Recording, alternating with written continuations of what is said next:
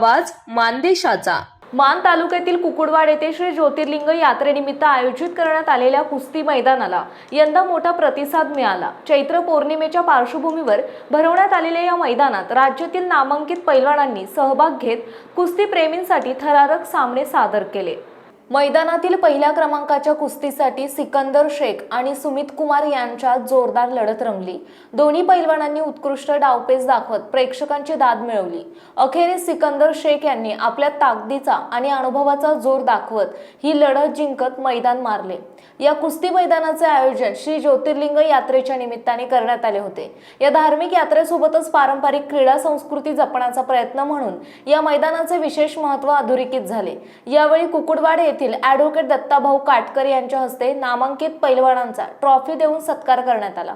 कार्यक्रमास प्रकाश शेठ सूर्यवंशी, धनाजी तात्या, दत्ताभाऊ काटकर, युवा मंच अध्यक्ष रमेश काटकर, सचिव संतोष माने, संकेत काटकर, दिलीप शेळके, वस्ताद किसन शेळके यांच्यासह यात्रा कमिटी सदस्य मोठ्या संख्येने उपस्थित होते।